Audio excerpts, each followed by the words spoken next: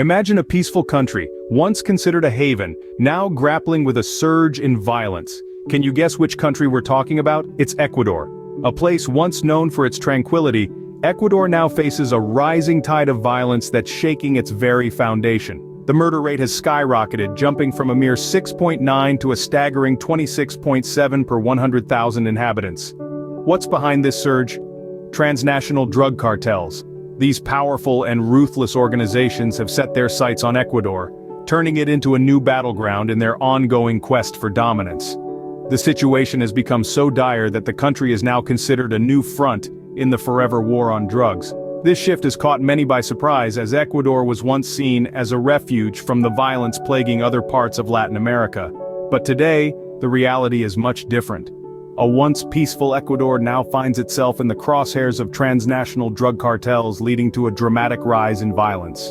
The war on drugs, a global campaign initiated in the 1970s, aimed to curb the illegal drug trade. But has it succeeded, or has it inadvertently fueled the fire in countries like Ecuador? Let's delve into this a bit deeper. The war on drugs has been a cornerstone of global policy for over 5 decades. Its intention was a noble one: to eradicate the scourge of illegal drugs and the havoc they wreak on individuals and communities. However, the reality, particularly in Ecuador, tells a different story. In recent years, Ecuador, once a haven of peace, has found itself thrust into the chaotic world of drug cartels and the violence they bring. The murder rate in this once safe nation has skyrocketed from a mere 6.9 to a shocking 26.7 per 100,000 inhabitants. This surge in violence is attributed to the transnational drug cartels that have made their presence felt in the country. President Noboa, elected in 2023, took a hard stance against these cartels. But this has led to unintended consequences.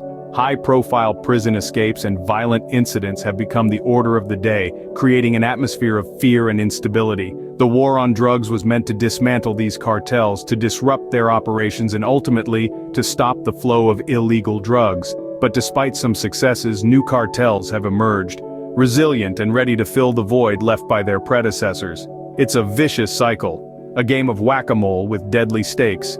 This raises the question: has the war on drugs, instead of achieving its intended goal, actually exacerbated the problem? The evidence from Ecuador seems to suggest so. The hardline policies have not eradicated the cartels. Instead, they've shifted the battle lines, creating new fronts in this ongoing war. The war on drugs, instead of quelling the illegal drug trade, seems to have sparked new fronts in this battle, with Ecuador becoming a recent victim. Given the escalating violence and the failure of the war on drugs, it's clear that a new strategy is needed. But what should this strategy look like? We cannot ignore the fact that traditional methods of combating drug trafficking have proven largely ineffective. The emergence of new cartels, despite past successes, highlights the resilience of this illicit trade.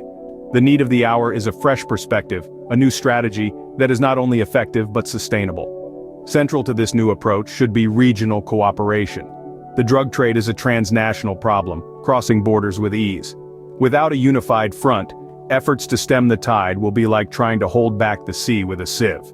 However, this is easier said than done. The differing approaches and perspectives among Latin American countries present a significant hurdle. Building consensus will require diplomacy, patience, and a shared understanding of the gravity of the situation. But cooperation alone isn't enough. The strategy must also address the root causes of the drug trade. Poverty, lack of education, and social inequality are all key factors fueling the drug trade. Any effective strategy must aim to alleviate these issues, cutting off the supply at its source. Yet we cannot overlook the elephant in the room: corruption. This insidious problem has often been the Achilles heel in the war on drugs. Tackling it will be a daunting but necessary part of any new strategy. Addressing the root causes of the drug trade and learning from past mistakes are crucial for devising a more effective strategy. The question remains: can the world unite to turn the tide in this never-ending war on drugs? The situation in Ecuador is dire, and it's a stark reminder of the catastrophic impact of the war on drugs. The country, once a haven, is now entangled in a web of violence, its murder rate quadrupling in a short span. President Noboa's iron-fisted approach against the cartels has led to chaos, prison escapes, and bloodshed. The global war initiated in the 70s is still a losing battle, with new cartels sprouting despite past achievements. It's clear that a new, more effective strategy is essential. Ecuador's plight is a wake-up call for the world. It's high time to rethink our approach to the war on drugs. Please comment, like, and subscribe to our channel to stay informed on this and other crucial global issues.